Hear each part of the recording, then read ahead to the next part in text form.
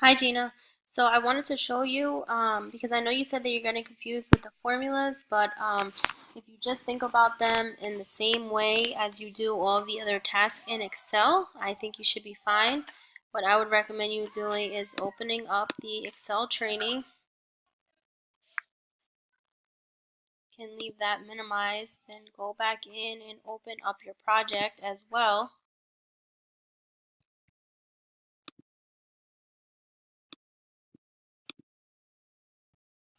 I had the SAM grades opened up there so that I can check your grades for you. So you can open up the instruction file and the actual starting document.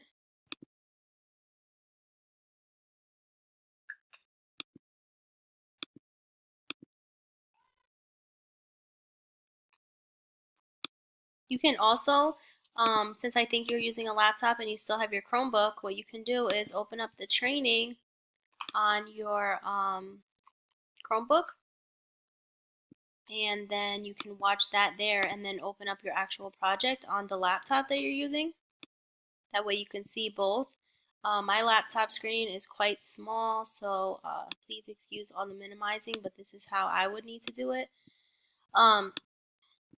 So for example, here are my instructions, and let's just see where the first formula is.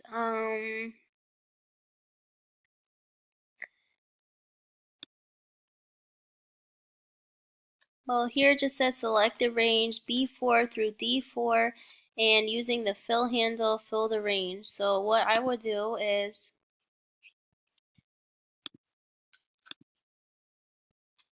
I think I might have closed my training by accident. It's easier if you are able to do like I'm saying and have your Chromebook open. But what you do is, this is all of your tasks from your training. It tells you the task name right here. And if you look on the instruction, let me see if I can get them side by side for you to see. These are the instructions, and then these are the training. So this is the instructions for project 3, and this are the training tasks for project 3. If you see here, it says freeze rows 1 and 2, for example. And then here it says freeze columns and rows. So you would play that training. You know how you do it. You launch that training, watch it, and then execute the task in your project. And you just continue to do that. All of the project steps, for the most part, can be found in the training modules. And a lot of the project 3 are not formulas until you get down to actually number 14. So then it says to create a formula using the if function. So then we'll look on here, create a formula using absolute, create a formula using the if function.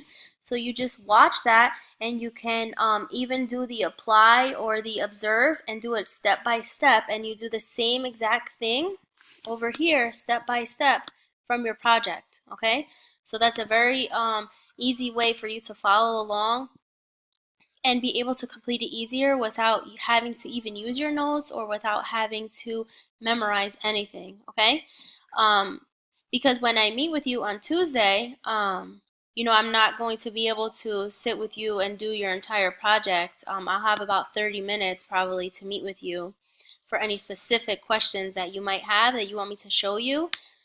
So you would ideally need to have already submitted your project one time, and then we can take a look at what you got wrong that you still are not sure why you're getting it wrong.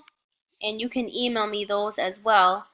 And then for your project 2, you only have until this evening because that needs to be turned in. So I would try to redo that project watching the training either on a different screen or just side by side the way I'm doing it.